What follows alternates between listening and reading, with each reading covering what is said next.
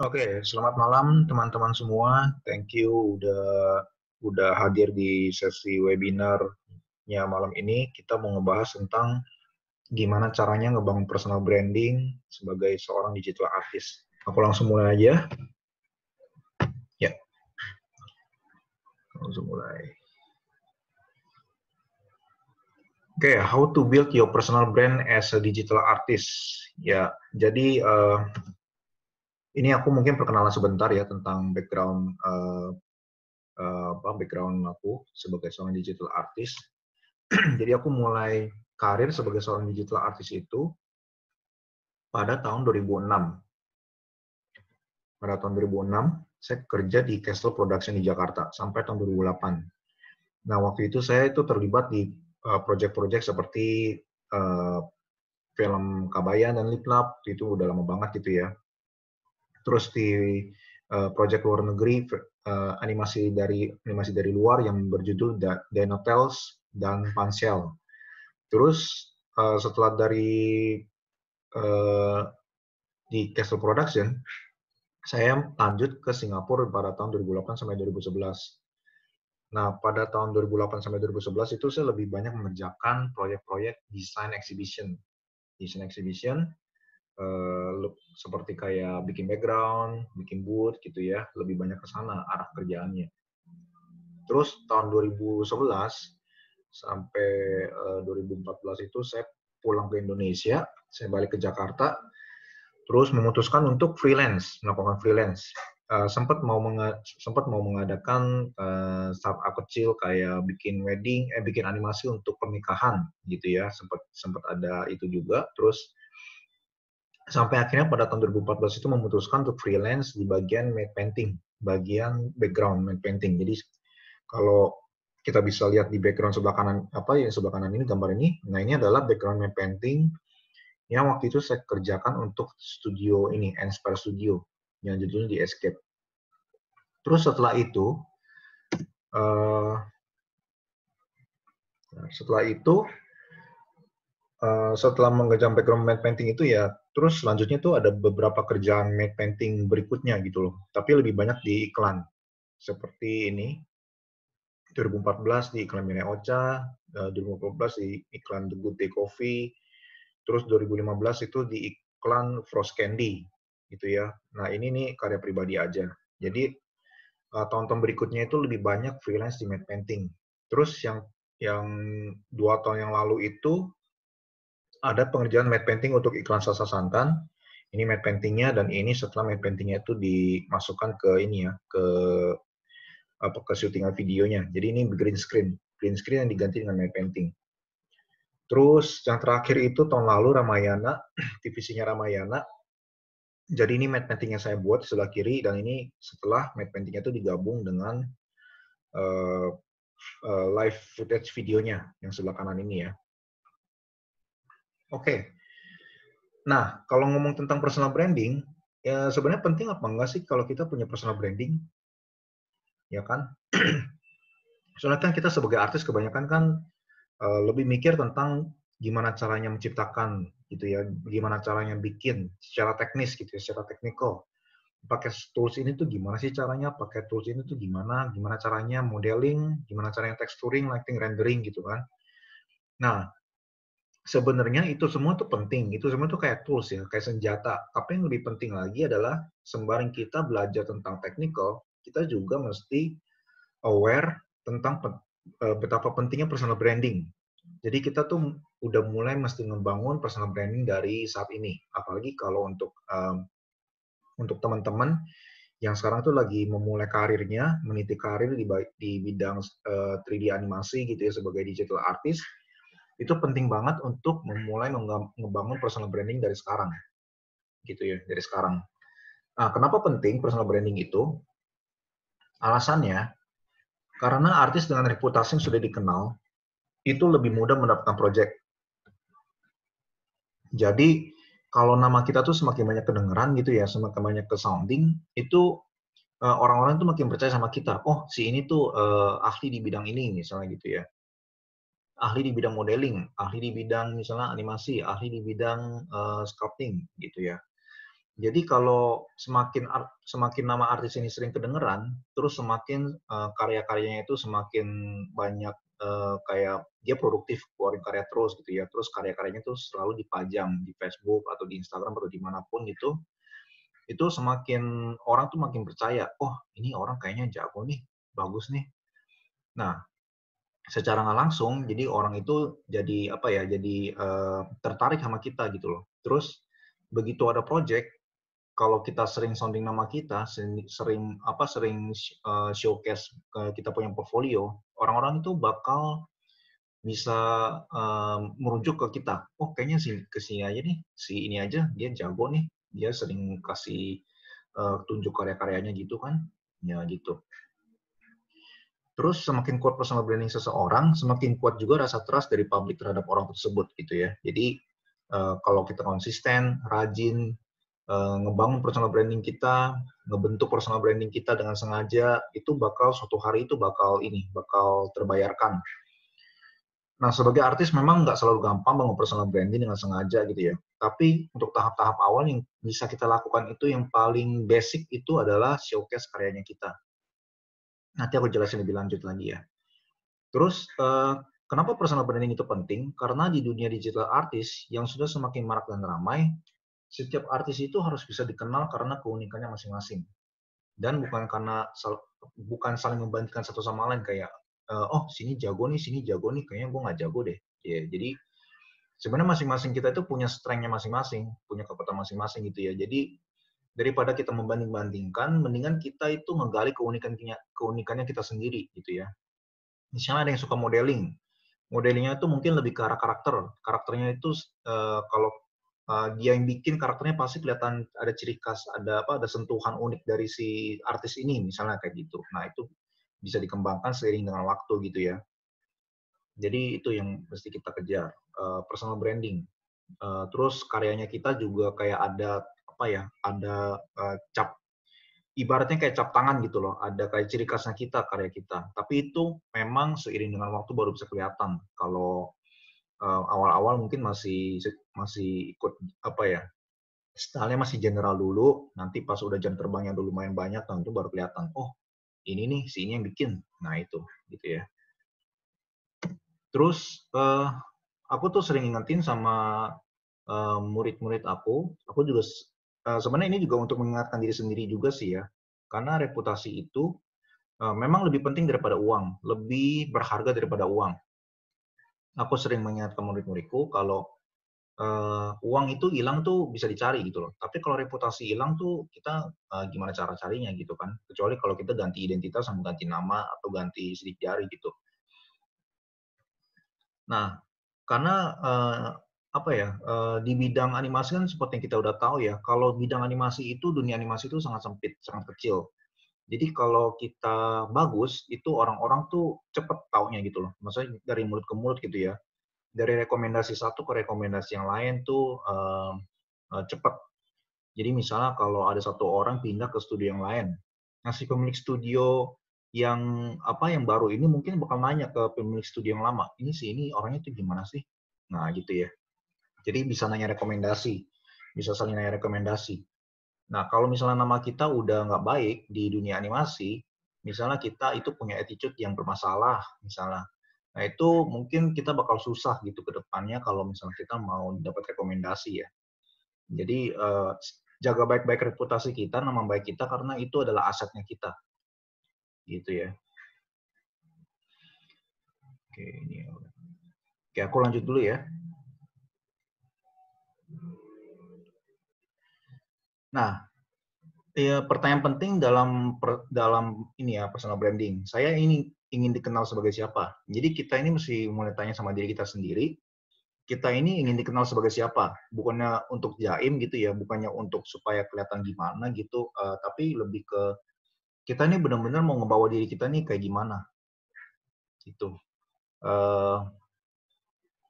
Misalnya, contoh personal branding yang saya bangun dengan sengaja selama beberapa tahun belakangan ini ya. Karena saya itu udah memulai karir sebagai artis, sebagai digital artist itu dari tahun 2000, sebenarnya 2004 itu sebenarnya pas awal-awal saya belajar. Jadi saya itu baru mulai bekerja itu tahun 2006. Nah, karena sudah mulai berkarir dari tahun 2006, saya itu udah dikenal sebagai digital artist veteran. Ya, jadi kayak ya digital artist yang zaman-zaman dulu dah gitu loh. Nah, buat yang sekarang ini saya berpikir, oh udah beda nih zamannya kan. Udah saatnya kayak nurturing generasi yang baru gitu loh buat melanjutin tongkat estafet lah istilahnya gitu. Terus yang selama ini saya aware gitu ya, saya ini suka berpenampilan rapi. Suka berpenampilan rapi kenapa? Karena uh, saya itu mau punya kesan kalau saya ini orangnya itu bisa dipercaya. Gitu, saya bisa dipercaya. Jadi kalau misalnya saya dikasih project atau saya janjikan untuk deliver sesuatu, saya tuh pasti bakal mendeliver gitu loh. Saya pasti bakal kasih yang terbaik yang saya bisa kasih. Jadi skill itu bisa dipelajari ya. Tapi kalau untuk kayak karakter, kayak attitude, kayak apa, kayak karakteristik, oh bisa dipercaya itu mesti dengan sengaja itu mesti kita usahakan. Jadi kalau misalnya kita skillnya jago, tapi kita mungkin orang itu omongannya nggak bisa dipegang, kan apa ya, nggak susah juga gitu. Jadi makanya penting banget untuk kita itu bisa ngasah skill, maksudnya ngasah attitude yang baik, sikap yang baik di samping cuma skill gitu ya. Jadi sikap dan karakter kita tuh mesti diperhatikan. Terus yang ketiga itu, contoh personal brand yang saya mau bangun itu adalah seorang pendidik dengan background praktisi senior di bidang animasi. Jadi saya sudah berkarir di bidang animasi itu udah dari tahun 2006 gitu ya, 2004 ini pertama kali belajar. Jadi udah berapa tahun tuh? 16, 1, 2, 3, 4, 5, 6, 14 tahun di dunia 3D animasi gitu ya. Jadi saya branding diri saya, oh oke lah, udah saatnya buat sharing ilmu, udah saatnya untuk apa ya, untuk mengangkat generasi yang berikutnya ini ke garis ke garis depan gitu loh. Jadi udah bukan saatnya saya lagi yang maju. Mungkin saya tuh lebih kayak ngedorong gitu loh, ngedorong artis-artis baru supaya mereka maju gitu. Jadi aku bersama dengan Mas Rangga dan Mas Bernard gitu, kita bertiga itu kita emang punya passion buat ini ya, buat develop, buat nurturing generasi-generasi yang lebih muda dari kita supaya mereka maju gitu. Oke. Terus next-nya, oke, 5 hal penting untuk personal branding yang baik sebagai digital artist. Yang pertama adalah strong portfolio yang bagus, yang kuat. Terus yang kedua itu adalah personal story, cerita personal gitu ya. Terus yang ketiga contribution. Yang keempat networking. Nah ini penting banget ini networking nih. Kalau kita sejago apapun kita ya, kalau kita nggak ada networking ya, kita itu susah banget buat maju.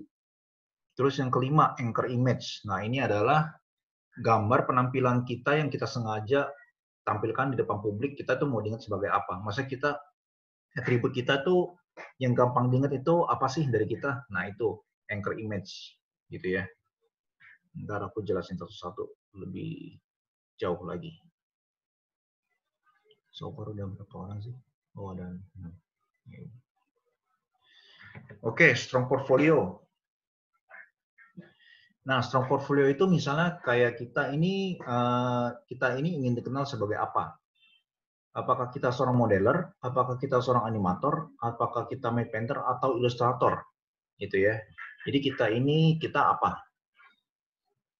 Terus kalau misalnya kita udah memutuskan, oh saya mau jadi modeler, ya udah berarti karya kita yang ditampilkan itu lebih banyak di modeler, di modeling gitu.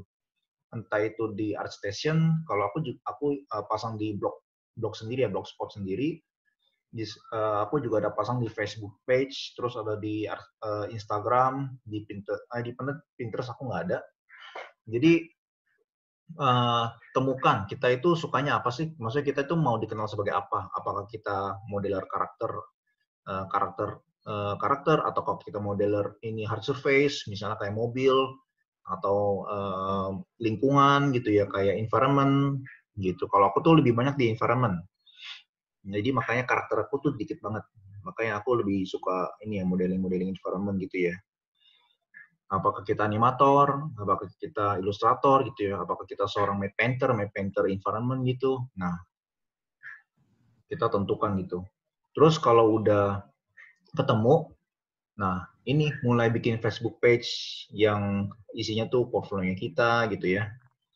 Terus ArtStation bikin Instagram kita dimasukin karya-karya kita. Terus bisa pakai Pinterest juga gitu ya.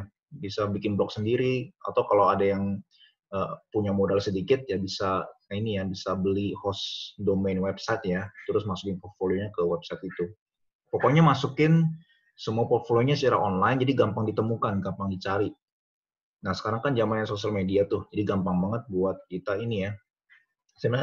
Sebenarnya sosial media itu ini sih keuntungan buat kita karena sekarang kita hidup di zaman visual. Nah, kan kita kan artis ini kan kebanyakan kerjanya kan menciptakan hal-hal yang berbau visual gitu ya. Nah, itu dimanfaatkan ya. Oke, strong portfolio yang pertama. Jadi yang paling penting itu kita mesti bisa punya skill, bisa punya hasil yang kompeten yang memang bisa di showcase gitu. Terus yang kedua itu adalah personal story. Nah ini aku juga masih belajar gitu ya untuk personal story ini. Biasanya personal story ini yang selama ini jago gitu ya kita bisa lihat Mas Rangga, ya Mas Rangga ya. Jadi suka sharing cerita di Instagram atau di Facebook, terus kelihatan perjuangannya gimana gitu kan. Nah, personal story seperti itu bisa engage secara emosional ke publik. Secara emosional ke publik gitu ya. Jadi secara nggak langsung orang-orang yang ngeliat itu kayak, wah, kayak ini orang itu dia itu benar-benar hatinya tuh di sini banget ya. Jadi kalau misalnya ada apa-apa yang ada kaitannya sama animasi yang dicari ya dia gitu. Makanya Mas Rangga kan ini ya banyak panggil orang gitu ya, banyak dicari gitu ya. Nah, aku juga pernah juga pasang portfolio di Instagram gitu ya. Itu aku dapat DM dari production house, dia kasih projectnya itu selesai dalam waktu kurang dari seminggu dan hasilnya tuh lumayan. Jadi projectnya itu untuk background matte painting iklan yang tadi yang aku kasih lihat tuh di yang TVC Ramayana yang tahun lalu. Nah itu dealnya closingnya itu dari DM doang, dari DM tanpa ketemu muka sama orangnya. Jadi makanya ya penting banget supaya kita bisa showcase karya kita secara online gitu, supaya gampang dilihat, gampang ditemukan. Nah, kalau kita pinter bikin personal story, maksudnya personal story ini kayak kita tuh share aja kayak ya keseharian kita mungkin, terus setelah kita sebagai artis kita ini sukanya apa sih, cerita-cerita kayak before after gitu ya, kayak sebelum mungkin ada yang ikut diklat, sebelum ikut diklat itu gimana, sesudah ikut diklat itu gimana, nah itu bisa juga di-share ke publik gitu. Maksudnya bisa jadi inspirasi buat orang lain. Karena dengan orang-orang melihat personal story-nya kita, itu mereka tuh jadi bisa relate, bisa nyambung sama ketidaksempurnaannya kita gitu loh. Oh, yang tadinya dulu susah belajar sendiri, akhirnya sekarang ketemu ini, sekarang dia bisa menghasilkan sesuatu yang baik. Bukan cuma sampai situ doang, tapi bisa kayak ngerjain project yang emang benar-benar projectnya itu dipakai banget gitu. Ya itu bisa juga gitu ya. Terus jadi orang-orang tuh bisa ikut terinspirasi juga sama perjuangannya kita gitu. Kalau ini contohnya Instagram saya tuh di Andrew Suryadi, I-nya pakai 1. Terus yang ketiga, contribution gitu ya. Nah, kalau kita punya kesempatan buat jadi narasumber tutorial dan workshop, itu bisa meningkatkan otoritas kita, authority kita sebagai seorang figur yang expert di bidangnya. Misalnya modeling, misalnya animasi, animator, terus kita bikin video tutorial, atau kita bikin artikel, atau kita jadi narasumber pembicara kayak workshop gitu ya. Yang paling gampang itu kalau kita bisa ngajar di kelas. Karena kalau kita suka berbagi, suka berkontribusi, itu pasti atau bagaimanapun juga itu pasti baliknya tuh ke kita juga gitu loh. Kalau kita berbagi, kita tuh bakal bakal dapat juga gitu. Jadi kalau ada kesempatan untuk bisa berkontribusi gitu ya, silakan bisa dimanfaatkan gitu. Terus networking. Nah, ini penting banget nih networking ini nih. Jadi ada quotes perkataan yang bunyinya tuh kayak gini. Our network itu adalah our net worth. Networknya kita itu adalah kayak kekayaannya kita gitu loh. Jadi kita itu mesti jaga hubungan baik sama teman-teman kita, teman-teman belajar kita, teman-teman rekan-rekan kerjanya kita, terus sama atasan kita, sama klien kita tuh jaga hubungan baik sama mereka. Karena kita tuh nggak pernah tahu kita itu bisa berkolaborasi kayak gimana nanti di kedepannya dengan proyek-proyek yang besar mungkin ya, nggak tahu ya. Tapi jaga aja hubungan baik karena kita nggak pernah tahu kalau kesempatan itu datang gitu loh. Jadi contohnya aku sama Mas Rangga ya. Aku sama Mas Rangga ini sebenarnya kita teman belajar ya. Dulu pas di Digital Studio tahun 2000 berapa ya? 2005, 2006. Terus kita sekarang bisa ketemu lagi sebagai rekan. Nah, itu kita juga ya kita nggak tahu waktu itu kan. Cuma ya akhirnya kita jalani terus kita ketemu lagi, terus kita bisa bangun sesuatu sampai kayak sekarang ini. Nah, itu ya ini ya jodoh lah ya. Jadi intinya jaga hubungan baik dengan teman, rekan, atasan, dan kliennya kita di industri ini. Terus anchor image. Kalau orang nyebut nama kita, apa yang mudah diingat dari kita? Gitu loh. Apakah itu penampilannya kita, warna bajunya kita, aksesoris, mungkin kita biasa pakai topi, atau pakai bajunya mungkin warna kuning atau putih, kayak misalnya kayak Mary Riana. Kalau kita dengar nama Mary Riana, kita pasti kebayangnya tuh dia pakai baju warna merah gitu kan. Nah, kayak gitu tuh. Terus gaya bicaranya tuh kayak gimana? Mungkin ada salam khusus, salam yang berbeda dari biasanya mungkin dari orang lain. Terus ada panggilan khas mungkin. Mungkin salah satu contoh yang ketara banget personal branding di kita itu ada yang namanya Mas Bambi gitu ya. Dia itu namanya tuh aslinya tuh Mas Bambang Gunawan. Cuma dia itu membranding dirinya tuh Bambi. Jadi kayak catchy, kayak gampang diingat, kayak unik gitu loh, unik. Terus keunikannya juga Mas Bambi itu suka pakai peci hijau gitu ya. Itu tuh sengaja tuh. Itu semua tuh pasti sengaja dibentuk sedemikian rupa untuk personal brandingnya Mas Bambi ya. Itu mungkin contoh yang contoh yang paling nyata gitu ya, Mas Bambi. Oke, next. Nah, untuk yang tadi itu, untuk yang portfolio, personal story, networking, anchor image, nah itu silakan teman-teman tuh bisa mulai ngasah dari sekarang gitu ya. Nah, untuk yang kontribusi, kita ini kebetulan Dapur Animasi kita membuka kesempatan untuk beberapa teman-teman yang mau itu ya, yang mau aja, untuk menjadi narasumber tutorialnya kita. Benefitnya apa? Benefitnya akan mendapat exposure untuk langsung ke database kita sama link industrinya Dapur Animasi gitu loh. Terus kita juga bakal ada fee-nya juga, tapi aku nggak bisa share di sini. Nah, syaratnya kalau misalnya ada yang mau tertarik untuk berbagi itu apa? Yang paling penting kepengen berbagi, mau berbagi, terus udah ada pengalaman di industri, dan silakan kirim CV dan portfolio ke info@dapuranimasi.com buat teman-teman yang mau ya. Jadi silakan. Nanti slide ini juga saya akan share di grup. Nah, buat teman-teman yang tertarik itu monggo silakan ya. Kita buka kesempatannya untuk bisa bisa berkontribusi juga, bisa berbagi.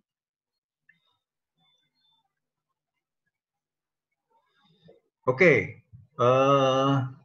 Sekian untuk presentasi singkatnya.